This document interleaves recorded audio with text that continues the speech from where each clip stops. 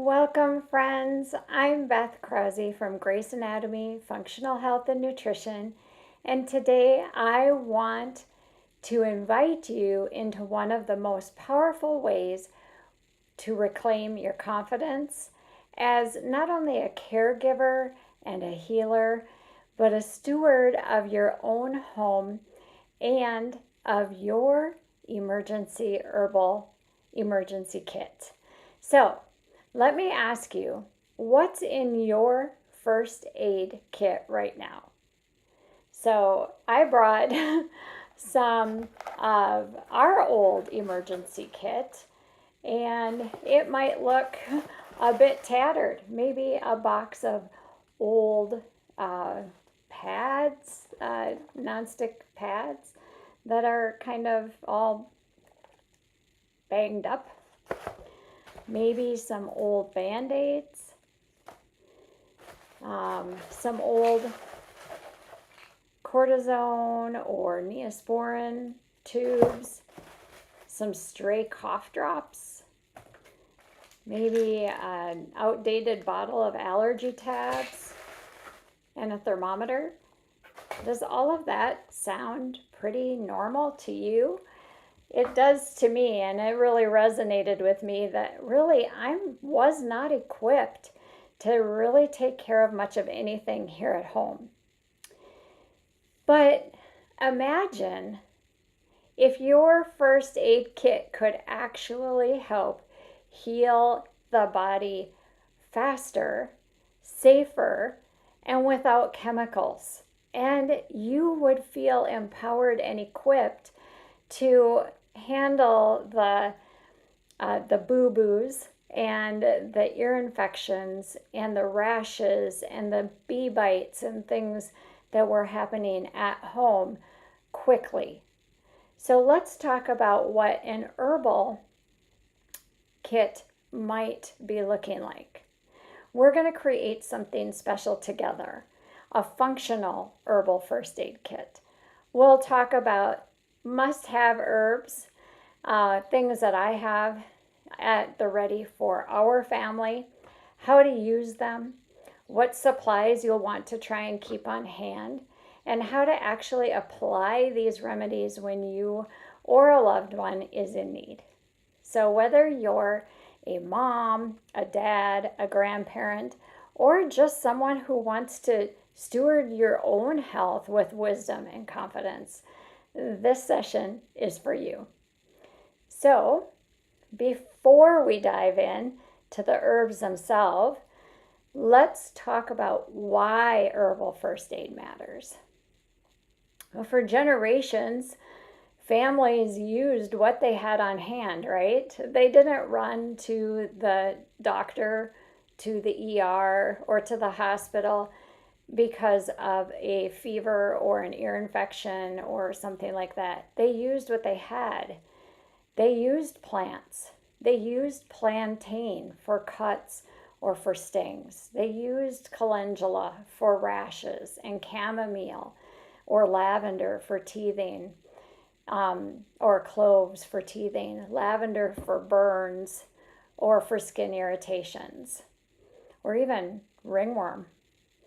But somewhere along the way, we traded out this ancient folk medicine for a quick fix and stopped trusting our instincts and what our ancestors knew. So while modern medicine has its place, and absolutely it does, there's something powerful about knowing that you can care for a fever without the medications, that you can care for a burn that is not a blistering burn, or a bee sting naturally without fear. And let's be honest, some of what's in our medicine cabinets right now isn't exactly safe either. So some of you might not know that pharmaceuticals are tested with what's called an LD40 scale. What that means is it is considered on a scale of a lethal dose. 40% of the people will have, or the test subjects, not people, test subjects, will have a certain tolerance or will experience death at a certain dose. 40%. That's where they know that that drug is lethal. So that is how they base their dosing schedules. So pharmaceuticals aren't necessarily safe either, people. But we do know that the majority of herbs are when used appropriately. Just like the pharmaceuticals, when used appropriately, they are beneficial. However, with herbals, we don't have the side effects. Many of your over-the-counter first aid items contain parabens, the petroleum-based ointments, artificial dyes and preservatives, and ingredients that actually delay wound healing and damage our gut microbiomes. They also contain toxins that our body has to offload because our body doesn't know what to do with the pharmaceutical product. Whereas herbs come from nature, our body recognizes the herb and can break it down and use it appropriately. Herbs actually work with our body and not against it. They support our immune system, they help reduce the inflammation, and they fight infection, soothe pain, and encourage tissue repair without clogging our lymphatic pathway or overloading our livers. Plus, you feel this sense of peace and readiness knowing that your home is stocked and your hands are equipped. So, you're going to hear, if you've been following me during this series, you're going to hear some of the same herbs that we've been talking about because they are actually my go-to herbs that I do use on a regular basis. I grow them in my gardens and I do use them in our family. They are in my herbal medicine kit and we use them quite often, obviously. In fact, I had a girlfriend that was here from Texas, and she was itching while we were visiting. This was just this last week. And I said, "What's bugging you?" And she said, "Well, I got these 2 bites, and this one is really bothering me." And I said, "Oh, well, I have plantain right outside. If you chew that up and put that on as a spit poultice, it'll draw that out right away." And she goes, "No way." And I said, "Yeah." So she says, "Well, we should go outside anyway, and I want to take a look at all your gardens." So we did our walk around, and then on our way back in, I said, here's a leaf, chew this up, and then when we sit down, go put that spit poultice on those bites. And so she did, and within minutes, less than, both of her bites were completely better. They did not itch anymore. And the one, she was itching like raw. And then she got another itchy spot on her wrist, and she says, "I'm going out to pick another leaf. Is that okay?" And she put another spit poultice right on her wrist, and it was completely gone within less than a minute. So the herbs, when used appropriately, they are very beneficial. So anyway, you're going to hear me talk about these herbs very frequently when we do talk about them because this is the synergy that they do have and how they work with our body. I'll cover what each one of these herbs does, and again, just in this small section. We're not diving deep, we're scratching the surface. How to use it and where to find it. You can grow many of these herbs in your garden, and several are available at any quality herb shop. Mountain Rose Herbs is a good one. Frontier is a good one. You can buy these herbs at those online stores. They're ethically sourced and they're a good spot to start. If you're not growing them, that is. So plantain is like the backyard bandage. Let's see. Oh, yeah, I didn't go out and get any fresh plantain. You've seen it in my pictures before. I have the seeds drying on my table right now. But that is great for insect bites, bee stings, minor burns, cuts, and even a diaper rash. It helps with eczema and psoriasis. You can make a salve out of it. It's all you do with plantain is you chew it and you apply it as a spit poultice. Especially if you get stings or bites, do that immediately. And I'm telling you, it's like a backyard miracle. You can infuse plantain in an oil and make a salve. It is great for kids because it's gentle, it's effective, and it usually grows abundantly if your lawns are not sprayed. So go harvest this somewhere where you know that there has been no spray applications.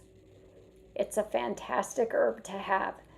Now, to keep it all year long, and I believe we talked about this before, you will want to take it fresh, cut up the leaves so you get it really nice and small, and you can mix it with just a tiny bit of water and freeze it in ice cube trays so you have that nice poultice to put on any minor burns, skin irritations, or bites or stings throughout the whole season, and freeze those.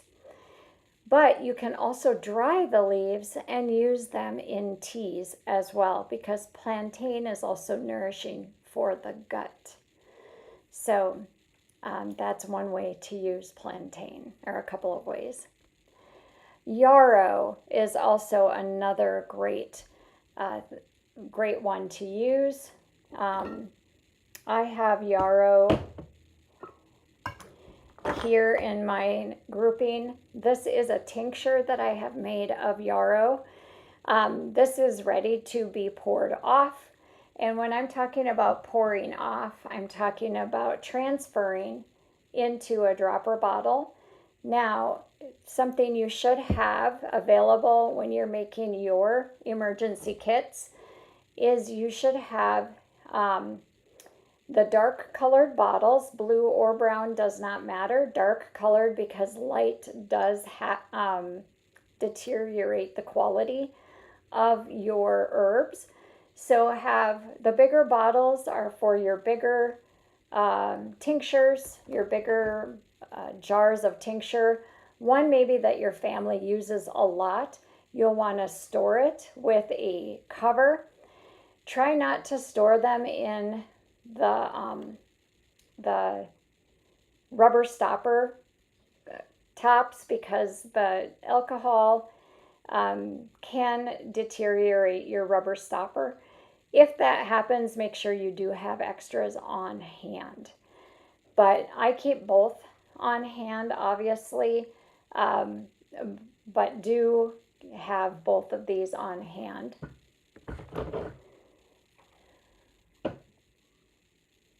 And then these little jars for making your salves are fantastic.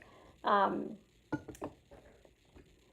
have two different sizes here, and they're wonderful. So I would definitely recommend having.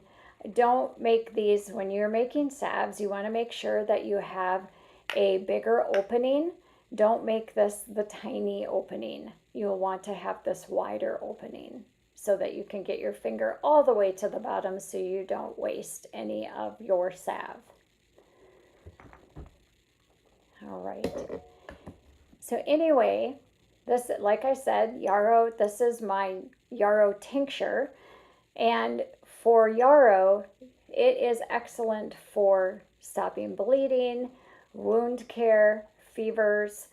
I do have a yarrow powder as well, and yarrow powder is excellent for stopping the bleeding in wounds, or like I mentioned last week, if you have dogs and you're clipping nails and you clip the quick and they start to bleed, having one in your dog grooming kit so you can put the nail right in that powder and use it as it's called a styptic. Put that right there in the powder and it'll stop the bleeding immediately. You can also use the tincture under the tongue and use it also internally for fevers. Now, know the precautions for any of the herbs that you are using, if there are any precautions, if you're on any medications, things like that. Know that these are suggestions, these are what work for my family, and you need to know what works for your family and make your emergency kit around your family's needs. Calendula, one of my favorite, and you've heard me talk about it over and over again. Calendula, this is my salve. My grandchildren call this their boo-boo cream. If they have an itchy spot, a couple of them have eczema, if they had diaper rash, this is one of the first things we would grab is calendula. I have a couple of clients that use this for their skincare routine, and it has taken away their acne issues. So calendula is a skin healer. You can use this for cuts and acne and rashes. You can use it around the outside of surgical scars. And once the surgery area has healed, you can use it over the top of the surgical scars. And calendula is also great for fungal type issues. So you can do a salve or an infused oil. You can drink it in tea, use it as a compress. And like I said, it's antifungal and it's anti-inflammatory. So calendula, you will see it growing on my property, and you will see me harvesting it all the time. I have a bunch of it drying right now because it's growing like crazy, and it's just so very beautiful to have on your apothecary shelf and adding it to tea. Just lovely. Makes a beautiful tea. All right, lavender. This is a lavender essential oil. I always keep a lavender essential oil on hand. I do not distill my own essential oils. I purchase them. You need to make your decision on what essential oil company is the best for you to use, but please make sure you are using a pure essential oil that is ethically sourced. But I do also grow lavender and harvest lavender. Lavender is great for burns. It is also known as the stress herb. It helps with reducing your stress load. It helps with insomnia. It also helps with insect bites. So if you're using an essential oil, do remember, always dilute it.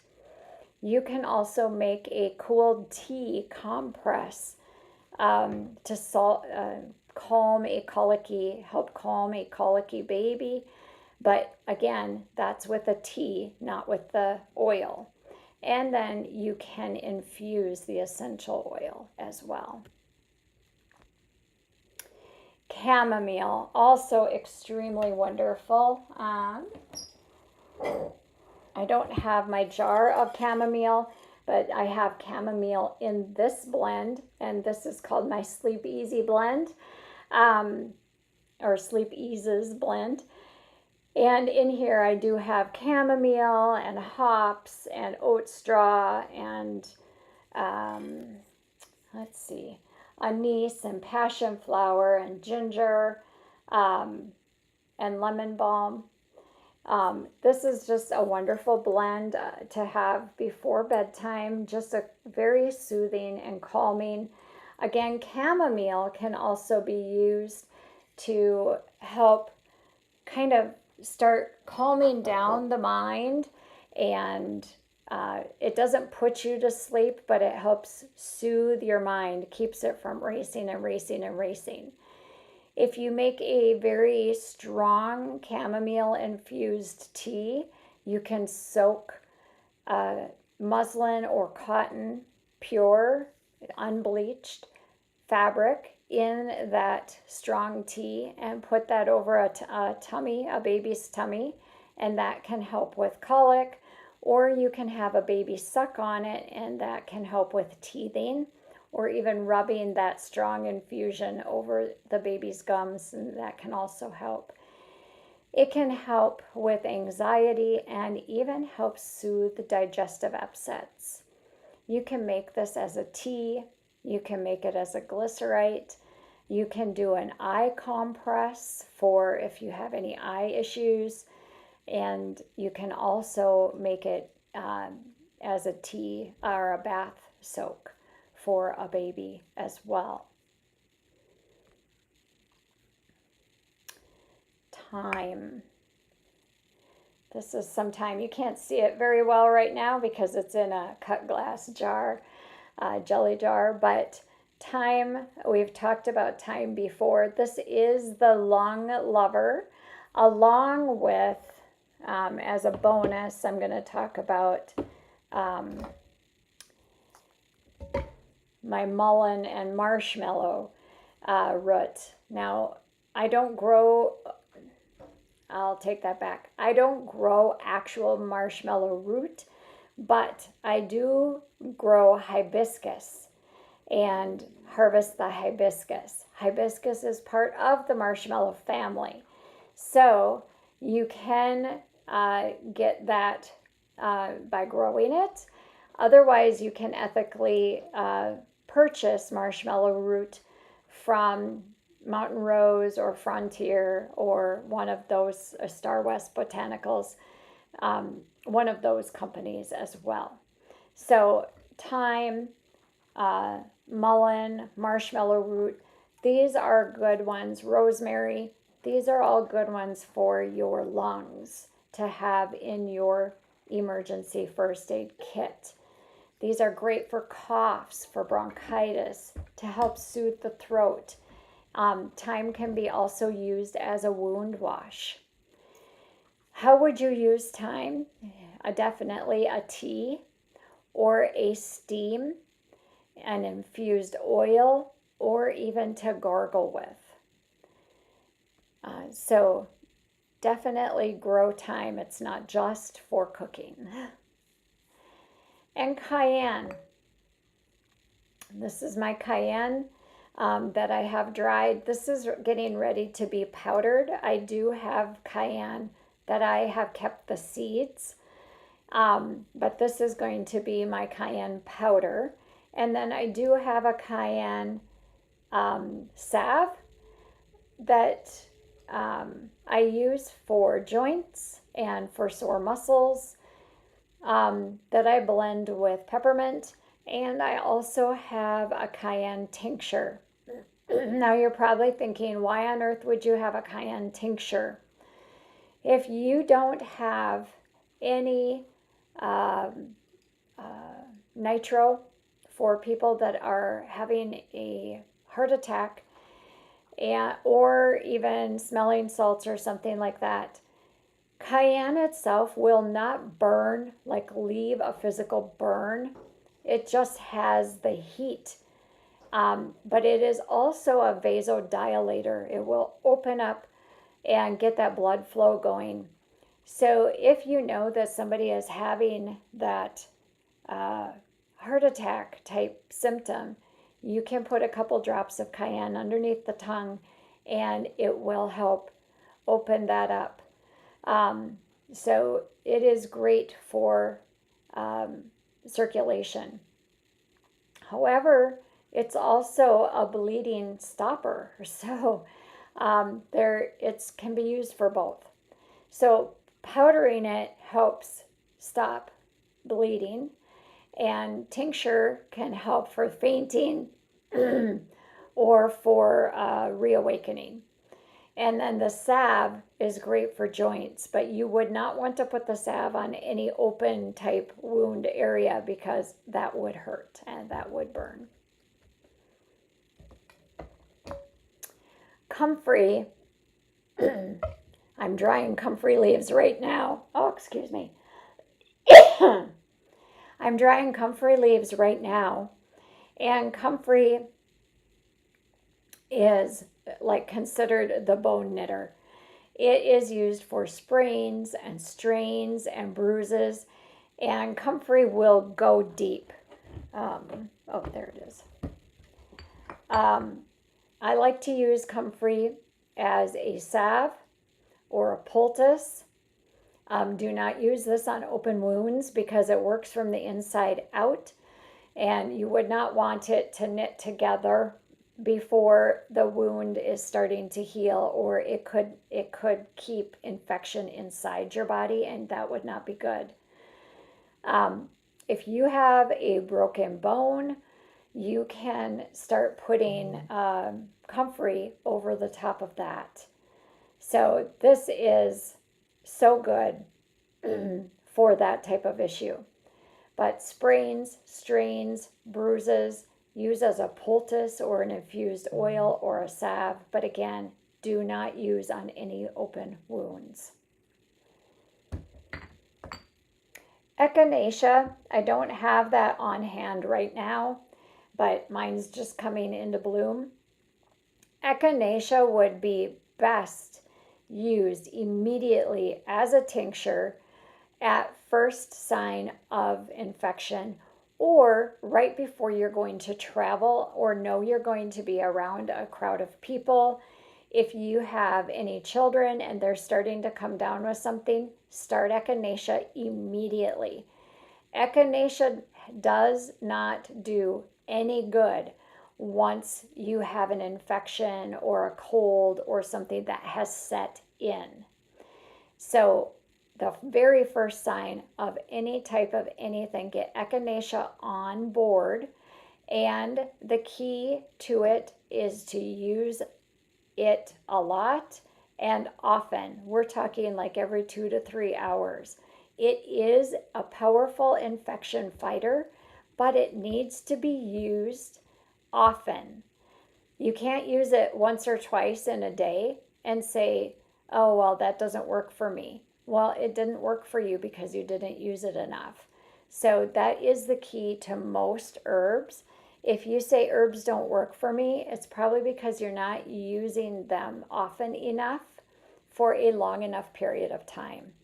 So echinacea is great for colds, wounds, insect bites, best in tincture form, but can also be drank as a tea, and you can use it as a salve for a topical application, but again, most effective as a tincture or sipped on as a tea. And ginger is great as, for nausea. It's considered a stomach soother. For nausea, for gas, for motion sickness. It's best as used fresh or in a tea. As a tincture, you can make ginger chews or a glycerite. But always start with what you know your body likes. There's a lot of people that maybe don't like the taste of ginger. So what would your family like to swap out that could soothe your stomach or help with gas? Peppermint is a good substitution for ginger. So keep that one in your tool chest instead. Peppermint can be used as a fresh tea, as a tincture, as a chew or as a glyceride as well. So I always say start with what you're most likely to need. If your family hikes a lot, focus on things that are for cuts or bruises or bites. If your kids get sick frequently, then focus on immune support, but focus on something. Now, something else I like to have on hand is nasturtium. Nasturtium is nature's antibiotic. It's easy to grow. Both the leaves and the flowers are easy to dry and tincture. You can eat them fresh as well, and they add this peppery bite to any salad or any dish. So nasturtium, the first sign of sickness too, we start taking nasturtium tincture. Again, you can add that to a tea. If you're like getting sick, you can add just the dried leaves or the dried blossoms. So nasturtium is good. Feverfew is another one that you can make a compress or a tea with feverfew. It is a bitter. So a compress for kids to help with fevers, or a tincture for those that suffer from headaches or migraines. Feverfew helps with that. And it does what its name says. It takes down fevers. So that's another good one to put in your medicine chest. So how do we actually turn these herbs into something usable? So like I've shown you throughout this this chat that we're having, I've shown you the salves for cuts, rashes, scrapes. So that's one form. We have the tinctures. Oh, that's not a tincture, that's an oil. We have the tinctures for internal support, for fevers, infections, for stresses. We have the teas. This would be a tea. These are gentle, they're versatile, and you can also make compresses out of a good strong tea. The poultices we make from chewing on or grinding them up and mixing them with water. Why do we say a spit poultice? Because it mixes with the enzymes in our own body's spit. And we can slap it right on there. It's quick, it's easy. We don't need to look for any other resource. So, and it's right there, right at our fingertips in our garden or out on the trail if we're riding or if we're hiking, if you're biking, whatever. You don't need another resource, and you don't need to use your valuable water that you're going to need to conserve when you're out and about. And then infused oils, and I forgot to talk about this. This is garlic oil or oil of garlic. Another good one to keep in your emergency kit. Also, black seed oil, another good one to keep in your emergency kit. Two very potent oils. Another one that I would recommend would be oil of oregano. These three oils are powerhouse oils. You can infuse your own oil of garlic, but I do purchase mine. And this is great for lymphatic drainage, ear infections, but oil of garlic is very good. And again, you can infuse your own oils. That's how I do make my salves. I infuse the oil first with the herb, strain the herb off the oil, and then I add that with my other, like with my beeswax and whatnot, and make that into my salve. So I recommend preparing these in the smaller batches. Make sure that you do label everything clearly.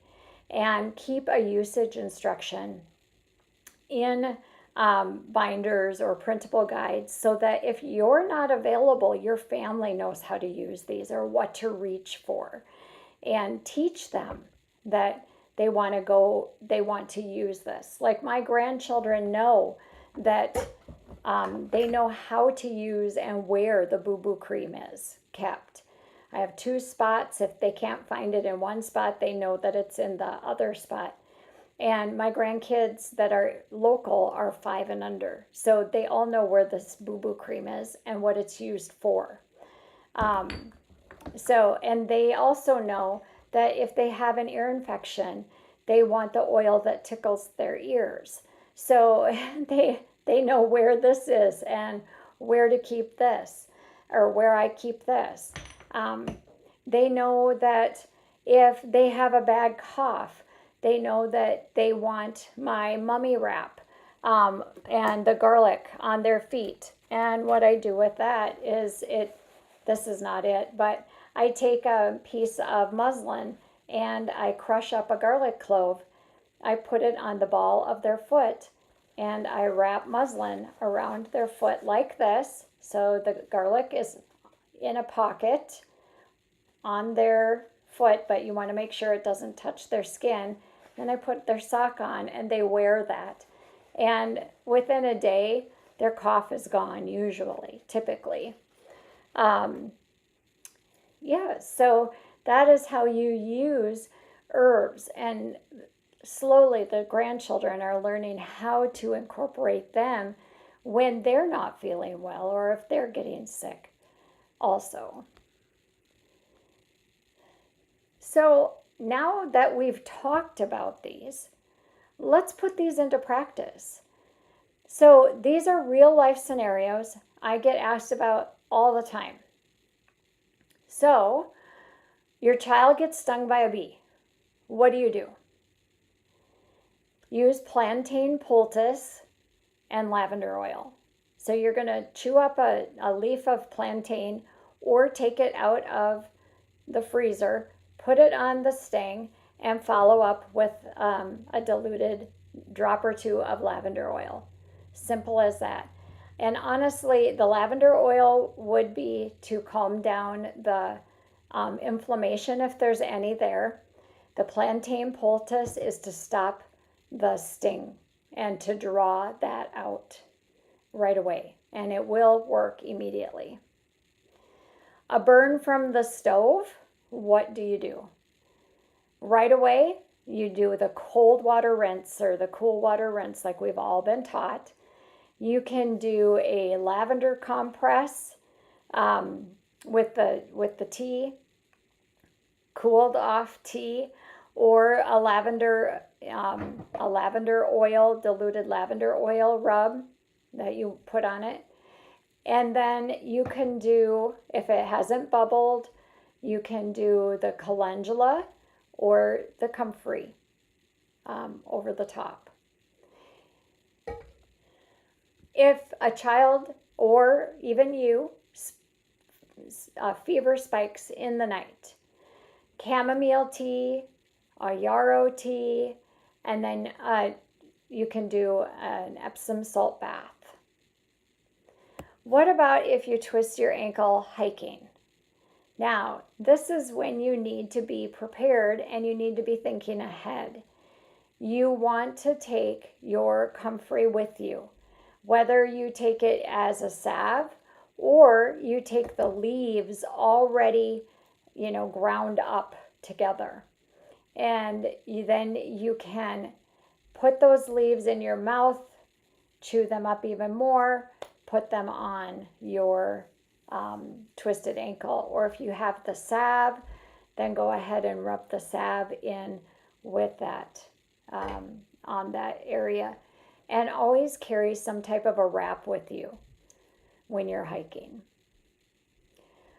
What if someone has like a mild panic attack? We didn't talk about lemon balm today, but you could definitely do a lemon balm tincture or a lavender tea, or you could do a little I have little inhalation sticks, and you could put the lavender oil on the inhaler wick and have them inhale that to help calm that mild panic attack. So what about a sore throat and congestion? This is where that time, time is going to come into play. You can do a thyme gargle or a thyme steam, or if the sore throat just came on, get that echinacea and get that tincture in right away and often. These situations often happen quickly, and having your herbal remedies ready and knowing how to use them makes all the difference. So again, the supplies I recommend having on hand is a dropper bottle or dropper bottles, a 4-ounce jar. This is an 8-ounce, but you don't need a big 8-ounce jar, and you could even do a 1-ounce. And then droppers, the dropper tops, and the solid tops. Beeswax, olive oil or avocado oil, a neutral nourishing oil, cotton cloths or muslin bags, bandages, gauze, a thermometer. You'll want all of those, normal types of things in your first aid kit as well. And then the remedies that are best for your family, like a lavender essential oil, the calendula salve, the comfrey salve, the tinctures like echinacea and ginger tincture, the teas like the chamomile and the thyme, dried leaves that are ready to go so you can make the tea. And then the powders like the yarrow and the cayenne powders that you'll want to have ready. Make sure it's all packaged. Put it in a bin like I have here. Put it in a bin, have it ready so that your family knows where it is and how to use it. You can even print recipe cards and the dosages. Follow Clark's rule if you have littles. If you're adults, it's just regular adult dosages. So God's pharmacy, the great outdoors, is full and you are allowed to use it. So Genesis 1:29 reminds us that God says, I give you every seed-bearing plant on the face of the whole earth for food, and they will be yours for healing. We don't have to be herbalists or doctors to care for our own families with love and with confidence and with wisdom. But he does invite us to use it. I mean, when we garden, we're caring for our families. When we go to the grocery store and we're in the fruit and vegetable aisle, we're caring for our families. So I want you to really think about, if you've been following me on this herbal journey, I want you to think about, where is your starting point? So again, start with 1 to 3 herbs. And then I want to challenge you, make one thing this week. Just one. And then build your kit, your emergency kit over time. You don't have to build all of this right now. But if you do want more of it, book a call with me and I can help you customize it. I can help you build it out and we can go from there. So get in touch with me. Let me know how I can walk through this journey with you, and we can build your emergency kit one herb at a time, or we can build the whole thing together. So I'm Beth with Grace Anatomy, Functional Health and Nutrition, and I would love to walk this journey with you. But my encouragement is start somewhere. Make your first tea if you haven't, or make your first tincture. But start somewhere. And then pray over it. Be joyful, but go with boldness that you were made for this, and I am here to walk with you through it. So let's build a home together that heals. And I will see you next week with another talk.